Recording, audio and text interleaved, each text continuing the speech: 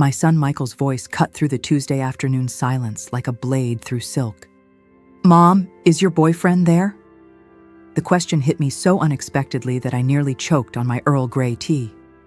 "Yes, he's upstairs showering. Why?" I glanced toward the ceiling where I could hear the familiar sound of cascading water from my master bathroom. David had been up there for a good half hour, which seemed excessive, even for a man who prided himself on his meticulous grooming. "That's impossible, Mom." Michael's voice carried the unmistakable tone of authority he'd honed over his 15 years managing high-end hotels. "I just watched him check into my hotel with another woman, a blonde, maybe mid-30s. My blood ran cold, turning my veins into icy rivers. The delicate teacup rattled in its saucer as I set it down on the polished mahogany side table next to my well-loved copy of Sense and Sensibility. 8 months of what I believed to be a blossoming romance suddenly felt like a treacherous bog, ready to swallow me whole. A wave of nausea washed over me, followed by the distinct creak of footsteps descending the stairs. Let me rewind a bit and explain how I arrived at this improbable crossroads. My name is Margaret Sullivan, though everyone knows me as Maggie. I'm 63 years young, a retired high school English teacher from the Boston suburbs. And until 10 minutes ago, I genuinely believed I had found love again after the heartbreaking loss of my husband, Robert, 3 years prior. David Hawthorne waltzed into my life at a grief support group meeting. Impossibly handsome, devastatingly charming, 58 years old with distinguished silver hair and the kindest, most empathetic blue eyes. He shared poignant stories of losing his wife to a rare form of leukemia, detailing how he'd been a successful architectural historian before taking early retirement to devote himself entirely to her care. He always said the right things, asked about Robert with genuine curiosity, and never pressured me for more intimacy than I was comfortable offering. We had been dating for 8 months, a period filled with thoughtful gestures and gentle affection. He stayed over 2 evenings a week, always perfectly respectful, always arriving with a bottle of my favorite Chardonnay or a small bouquet of lilies. He even briefly met Michael when my son visited for Easter brunch. Everything felt organic, effortless, authentically real. Yet the footsteps resonating behind me lacked David's characteristic cadence. David wore handcrafted Italian loafers that clicked authoritatively on my hardwood floors.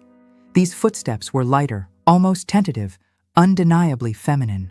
"Michael, I need to call you back," I whispered urgently into the phone, my voice trembling slightly. I turned slowly, my heart performing an acrobatic routine against my ribs. Standing hesitantly in my living room doorway was a young woman I had never encountered before. She appeared to be in her early 30s, with a cascade of fiery red hair and startlingly bright emerald green eyes that mirrored my own shock. "Oh my God," she gasped, her manicured hand flying to cover her mouth. "You're not supposed to be here." Well, that was ironic, to say the least. If I weren't currently paralyzed by the sheer absurdity of the situation, a complete stranger standing in my own home, telling me I didn't belong, I might have burst out laughing. "Excuse me," I managed to utter, my grip tightening around my phone. "Who exactly are you, and what business do you have in my house?" The woman's face drained of all color, leaving her complexion ashen. She darted a nervous glance toward the staircase where the shower continued to run unabated, then back at me. David said, he explicitly told me this was his house, that he lived here completely alone. The pieces of the puzzle started to fall into place, creating a horrific, fragmented picture. "David told you this was his house?"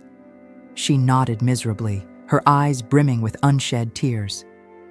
"He gave me a spare key about a month ago. He told me I could use his place whenever he was supposedly out of town on business.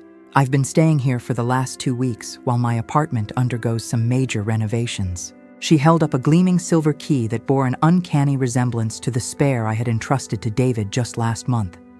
My mind reeled, struggling to process the implications. David had been conducting private tours of my home, presenting it as his personal residence to other women. The sheer audacity of the deception was breathtaking, almost impressive in its intricate complexity. "What's your name?" I inquired, surprised by the unexpected steadiness of my voice. "Vivian Holloway." I genuinely thought I was David's girlfriend." Her voice cracked on the final word, revealing the depth of her own devastation. "Oh, sweetheart, it appears we both thought we were David's girlfriend." The shower upstairs abruptly ceased, sending a jolt of tension through both Vivian and me. We froze, locked in a silent, mutually horrified gaze. Heavy footsteps resonated across the upstairs hallway, heading purposefully toward the staircase. "He doesn't know that you know about me, does he?" Vivian whispered urgently, her eyes wide with apprehension. I shook my head slowly. "And he certainly doesn't know that I know about you. What on earth do we do?" For the first time in what felt like an eternity, a genuine, albeit slightly hysterical smile tugged at the corners of my lips. Poor, unsuspecting David was about to receive the shock of his meticulously crafted life. "Ladies, what a delightful surprise to find you both here." David's voice descended from the top of the staircase, as smooth and seductive as aged brandy, and equally intoxicating. He emerged onto the landing clad only in a strategically draped towel, his silver hair damp and impeccably styled, as if he had just stepped out of a magazine advertisement. The man possessed an undeniable air of self-assurance. I had to give him that. He descended the stairs with an almost regal air, as if he owned them, which, according to Vivian, he had explicitly claimed to do. His practiced blue eyes flickered between us with an unnerving calmness, as if discovering two women in his living room was a perfectly ordinary Tuesday afternoon occurrence. "Maggie, darling, you're home uncharacteristically early." He leaned down to brush a kiss against my cheek, acting as if nothing was amiss. The familiar, expensive scent of sandalwood aftershave that he had been borrowing from my collection for months filled my nostrils. Even his signature scent was pilfered. "And Vivian," he continued without missing a beat, "I was under the impression that you were staying with your sister this week." I watched this elaborate performance with a strange mixture of fascination and disgust. The man was a true virtuoso of deception. He had clearly been juggling multiple women for an extended period, and he executed his scheme with the precision and skill of a seasoned con artist. "Actually, David," I interjected, placing my delicate teacup down with deliberate emphasis, "Vivian and I have been engaged in the most illuminating conversation." His dazzling smile faltered for a fleeting moment. "Oh yes," Vivian chimed in, finding her voice emboldened by the shared outrage. "A conversation about how you told me this was unequivocally your house and how you subsequently gave her a key to my temporary front door," I added helpfully, emphasizing each word with pointed precision. David's towel chose that precise moment to slip precariously, and he instinctively clutched it with both hands.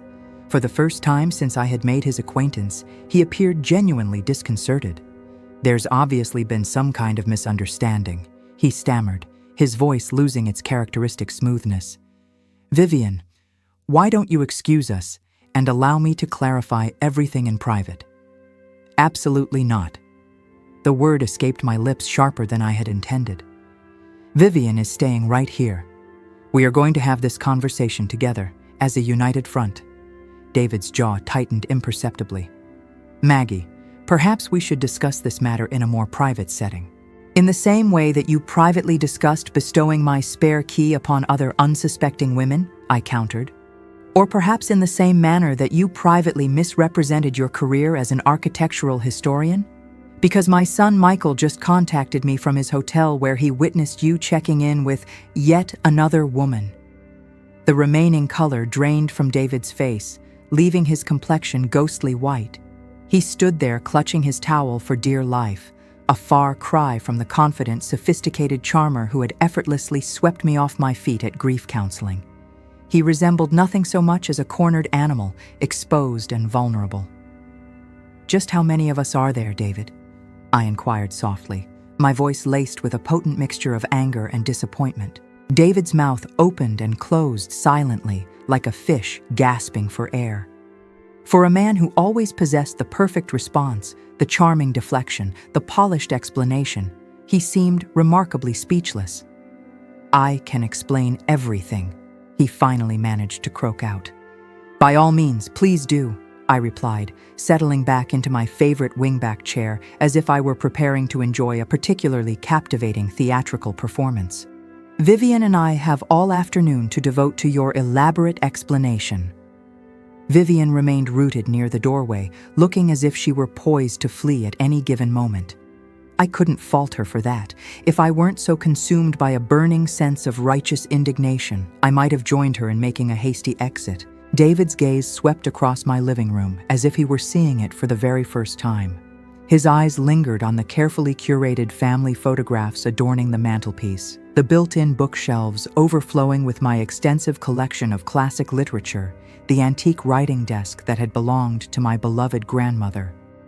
All the myriad details that should have clearly indicated this was a woman's cherished home, a home imbued with decades of irreplaceable memories and deeply personal touches. "The truth is," he began slowly, his voice barely audible, "my financial circumstances are considerably more complex than I initially conveyed." I nearly erupted in derisive laughter. That was his grand explanation. Financial complexities. "So, you decided to take up residence in my home and present it to other women as your own personal property?" I inquired, raising a skeptical eyebrow. "That's your ingenious solution to these so-called financial complexities. It's not quite as straightforward as that." He took a tentative step closer, then appeared to reconsider his actions when he registered my icy expression. "Maggie, what we share between us is undeniably real. These other women, are they just what?" Vivian interrupted, her voice laced with bitterness and hurt. "Merely stupid enough to fall for your manipulative lies?" David's carefully constructed facade was crumbling before our very eyes, collapsing like a poorly built house of cards in a violent storm. The silver-haired gentleman who had held my hand through countless grief support group sessions, who had listened to my fond reminiscences of Robert with such seemingly genuine empathy, was revealing himself to be nothing more than a skilled manipulator, preying on vulnerable women. "How long have you been perpetrating this elaborate charade?" I pressed him. "The grief support groups, the vulnerable widows, the borrowed homes and fabricated identities?" His prolonged silence served as a sufficient, albeit deeply unsatisfying answer. I reached for my cell phone. "I believe it's time to notify the authorities." "Wait!" David's voice cracked with undisguised desperation. "Please, just grant me a moment to elaborate. There are circumstances surrounding my behavior that you simply don't comprehend." "Then, by all means, commence elaborating," I responded, my finger hovering ominously over the emergency call button. "And David, your explanation had better be extraordinarily compelling." David sank heavily onto my grandmother's antique settee, looking like a man who had been carrying an unbearable weight for an inordinate amount of time. The towel slipped once again, and this time he didn't even attempt to adjust it. All his previously unshakable confidence had evaporated, leaving behind someone who appeared older, more weary, and infinitely more human. "My given name is not David Hawthorne," he began, his voice barely above a whisper. Vivian emitted a small sound of disbelief. I simply nodded because, in some subconscious part of my mind, I had already suspected as much. "It's Daniel Blackwood, and I am not a retired architectural historian." He ran his hands distractedly through his damp hair. "I'm a caregiver, or was, until approximately 6 months ago." "A caregiver?" I echoed, a frown furrowing my brow. "My mother suffered from advanced Alzheimer's disease, severe, late stage. I was solely responsible for her care for the past 12 years, ever since my father passed away. I depleted all of my personal savings, liquidated my assets, and cashed in my retirement accounts. Every last penny was allocated to her escalating medical expenses. Despite my lingering resentment, I experienced a twinge of unexpected sympathy. I had witnessed close friends and family members navigate similarly harrowing situations with aging parents. The financial and emotional strain could completely decimate families. "When she finally passed away last year," Daniel continued, "I was left with absolutely nothing.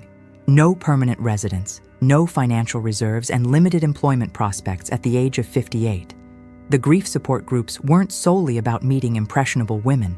I was genuinely grieving, but I was also effectively homeless. So, you resorted to preying upon vulnerable widows, Vivian stated icily, her voice devoid of any warmth. That was never my initial intention. He met our gazes with what appeared to be genuine remorse in his eyes. It all started innocently enough. I met a woman named Eleanor at a support group meeting in Cambridge. She resided in this sprawling, empty house and constantly lamented how desperately lonely she was. When she extended an invitation for me to stay for a few days, it seemed like a mutually beneficial arrangement. Companionship for her, a temporary roof over my head for me. But the situation inevitably escalated, I surmised, beginning to discern the established pattern.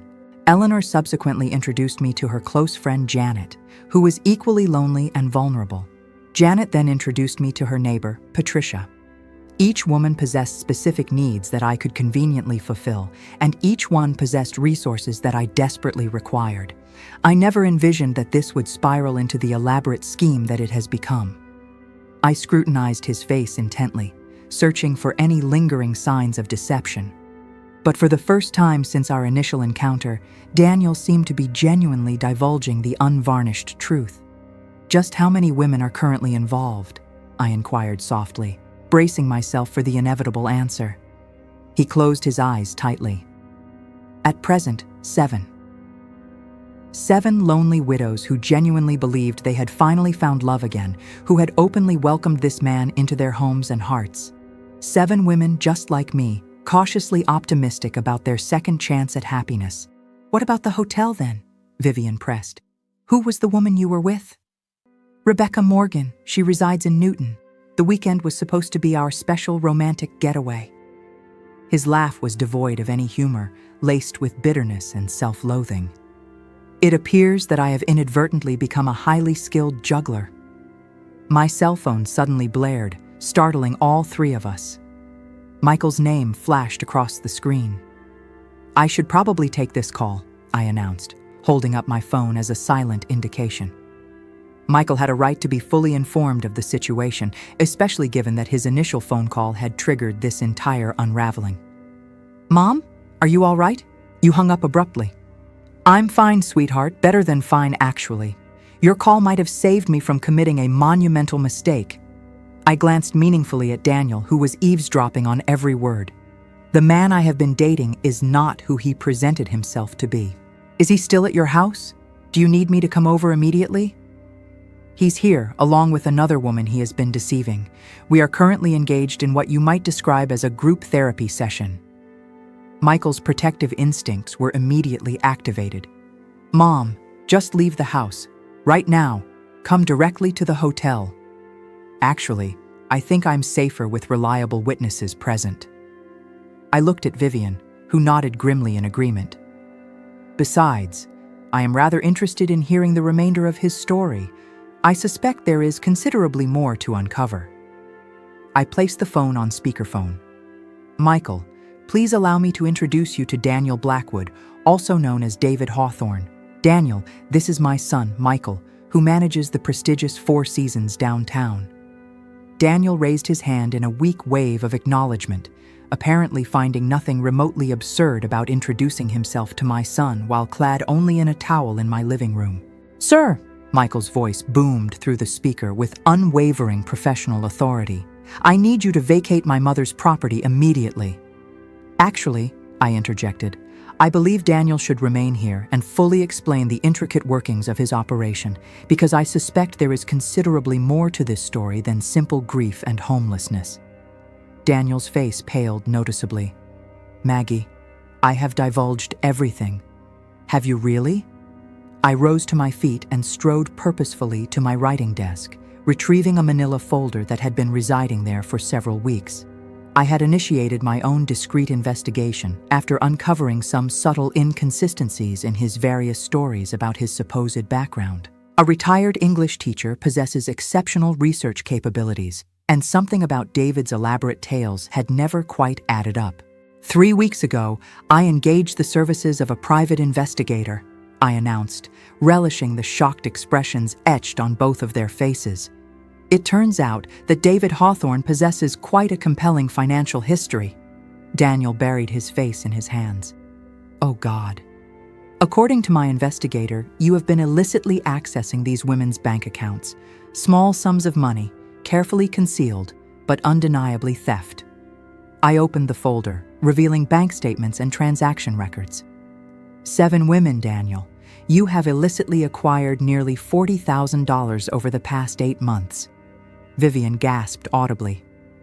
You're a common criminal, and you unfortunately selected the wrong English teacher to target, I added, with a self-satisfied smile that held little warmth.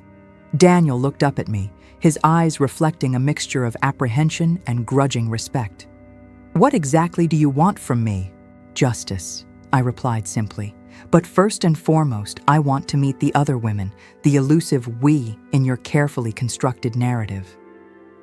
By Thursday evening, I had orchestrated what could only be characterized as the most intensely awkward dinner party in the entire history of Boston. My antique dining room table, which typically played host to book club gatherings and festive holiday dinners, now accommodated 7 women who had each genuinely believed they were Daniel's sole, exclusive, true love. Eleanor Finch, 71 years of age, sat to my immediate right, her impeccably styled silver hair betraying no hint of the turmoil brewing beneath the surface.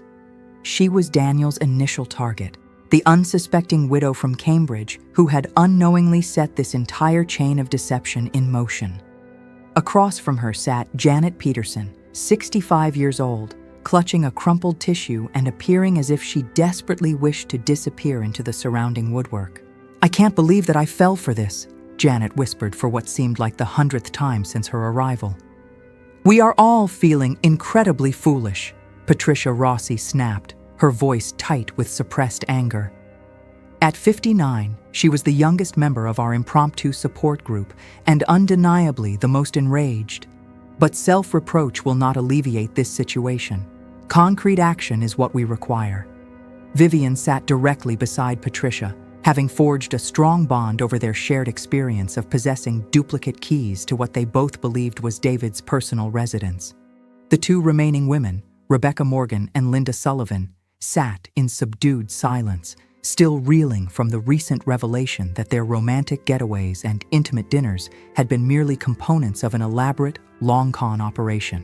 Ladies, I commenced, rising to my feet at the head of the table as if addressing a particularly challenging AP English class.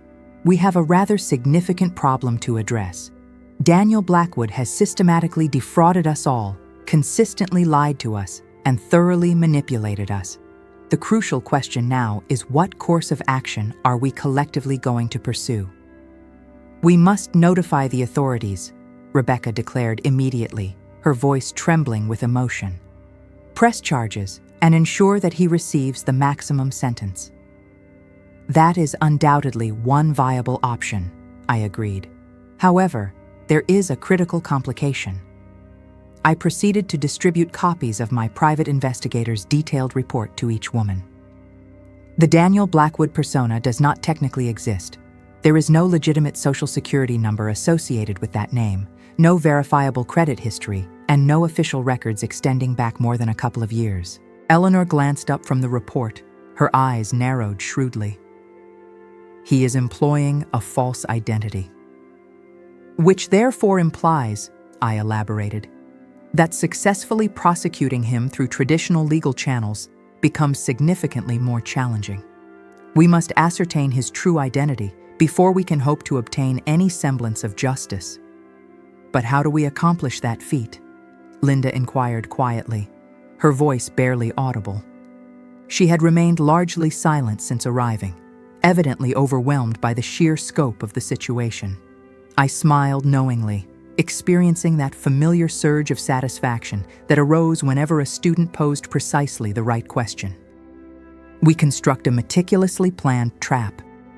Patricia leaned forward, her eyes gleaming with renewed interest. What type of trap are you proposing? Daniel erroneously believes that he is firmly in control of the current situation.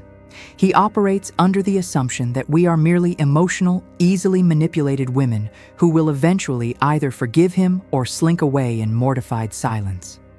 He is blissfully unaware of my private investigation, and he certainly does not suspect that we have all been comparing notes. Therefore, we will effectively weaponize his arrogance against him," Vivian articulated, beginning to fully comprehend the ingenious strategy. I retrieved my cell phone and displayed a specific text message that I had received earlier that morning. "He has been disseminating the exact same generic message to each and every one of us, requesting private meetings to elaborate on everything and to somehow miraculously make amends for his actions. His intention is to manipulate us individually, presumably to ensure our continued silence." "The despicable scoundrel!" Eleanor muttered under her breath, shocking the rest of us with her uncharacteristic use of profanity. "I propose that we provide him with precisely what he desires," I continued. "But instead of 7 separate individualized meetings, he will be granted one grand, unforgettable family reunion. We booked the Oak Room at Michael's hotel under a harmless pretense. Widow's Circle, private session. 7 place cards, 1 empty chair at the head. Michael arranged discreet security and a portable recorder under the credenza. I had the investigator on standby in the adjoining suite with a notary and 2 uniformed officers briefed but out of sight. At 6:58 p.m., my phone buzzed. "Running late, Maggie. Don't be angry. 2 minutes. Perfect." We dimmed the sconces, left only the chandelier. The room smelled of citrus polish and nerves. I set a velvet pouch by his chair, the counterfeit bank cards the PI traced to withdrawals from our accounts, and a pen rigged to lift fingerprints. Eleanor poured tea like it was ceremony. Patricia hid the body cam under her shawl pin. Vivian fixed the door chain to catch a sliver of his face the moment it opened. 7 ahs. Footsteps.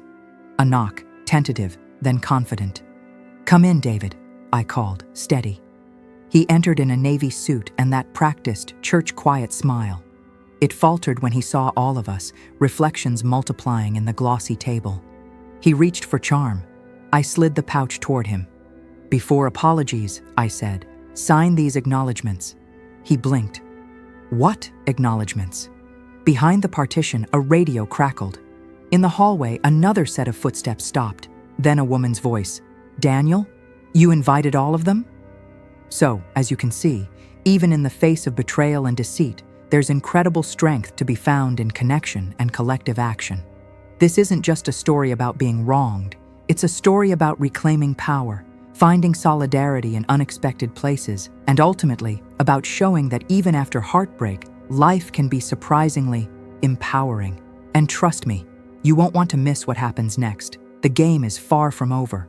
We're just getting started on uncovering the truth behind Daniel Blackwood and seeing how these incredible women finally get their justice. What did you think of Maggie's plan? Have you ever witnessed or experienced something similar? Let me know in the comments below. I'd love to hear your thoughts, any questions you have, or just generally chat about this whirlwind of a situation. And of course, if you enjoyed this and want to see how it all unfolds, be sure to hit that subscribe button.